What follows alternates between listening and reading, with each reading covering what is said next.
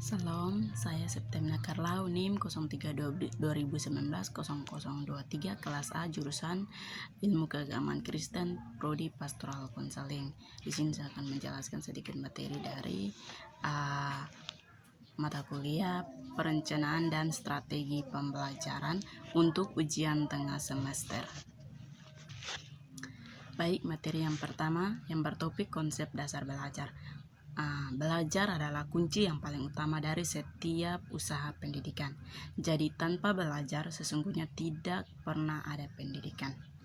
Belajar sebagai suatu proses dan belajar hampir selalu mendapat tempat yang luas dalam berbagai disiplin ilmu yang berhubungan dengan upaya kependidikan sebagai mana contoh psikologi pendidikan dan psikologi belajar.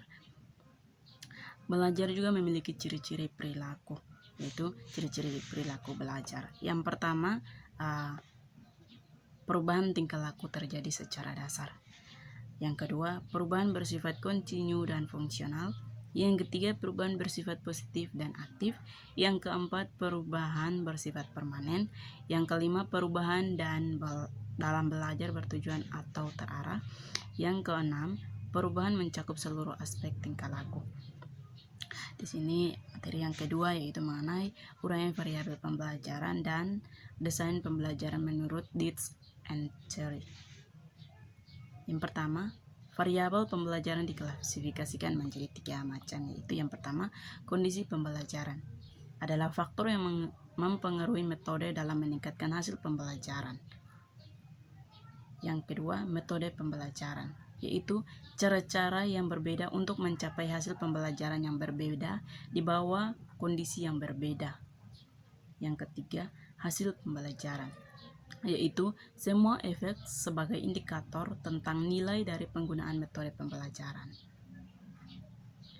Yang kedua, desain pembelajaran menurut Dietz and Cherry. Itu dibagi menjadi beberapa bagian, yaitu yang pertama, mengidentifikasikan tujuan umum pembelajaran. Yang kedua, melaksanakan analisis pembelajaran. Yang ketiga, mengidentifikasi tingkah laku, masukan, dan karakteristik siswa. Yang keempat, merumuskan tujuan performansi. Yang kelima, mengembangkan butir-butir tes acuan patokan. Yang keenam, mengembangkan strategi pembelajaran. Yang ketujuh, mengembangkan mengembangkan dan memilih materi pembelajaran. Yang kedelapan, mendesain dan melaksanakan evaluasi formatif. Yang kesembilan, merevisi bahan pembelajaran. Dan yang terakhir, yang ke-10, mendesain dan melaksanakan evaluasi sumatif. Baik, materi pembelajaran yang ketiga yaitu pengertian strategi pembelajaran berorientasi dasar standar proses. Strategi merupakan beberapa hal yang sangat penting untuk diperhatikan oleh para pendidik dalam melaksanakan aktivitas kependidikannya. Keberhasilan proses belajar mengajar hanya dipengaruhi oleh strategi yang diterapkan. Strategi yang cocok dengan tuntutan situasi dan kondisi peserta didik memberikan kemungkinan yang lebih besar bagi bagi keberhasilan proses belajar mengajar. Demikian pula sebaliknya. Strategi dalam proses belajar mengajar merupakan suatu rencana atau yang mengandung berbagai aktivitas yang dipersiapkan secara seksama untuk mencapai tujuan-tujuan belajar. Secara umum, strategi merupakan suatu garis-garis besar haluan untuk bertindak dalam usaha mencapai sasaran yang telah ditentukan.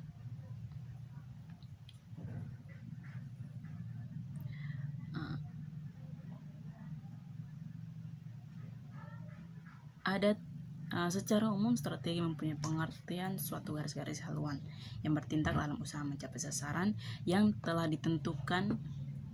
Ada 4 strategi yang telah dikembangkan. Ada 5 strategi yang telah dikembangkan, yaitu yang pertama, relating adalah belajar dikaitkan dengan konteks pengalaman nyata. Yang kedua, experiencing adalah belajar ditentukan pada pengalian, eksplorasi, penemuan discovery, dan penciptaan.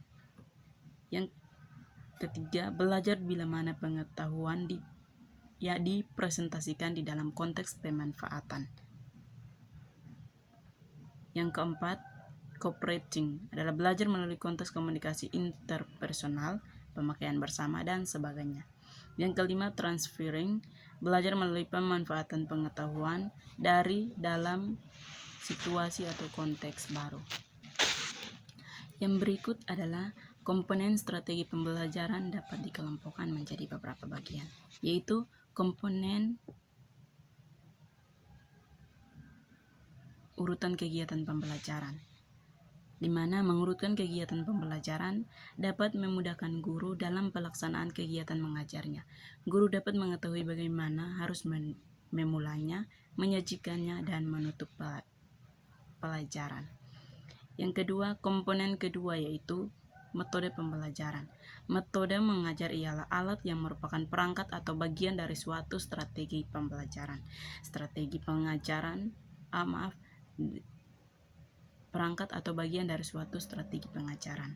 Strategi pengajaran juga merupakan suatu pendekatan yang digunakan untuk mencapai tujuan. Jadi, cakupan strategi lebih luas dibandingkan metode atau teknik dalam pengajaran. Yang berikut adalah komponen yang ketiga, yaitu media yang digunakan. Media adalah segala bentuk dan saluran yang digunakan untuk menyampaikan pesan atau informasi.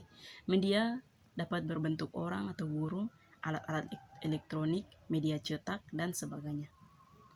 Yang berikut komponen waktu atau tatap muka.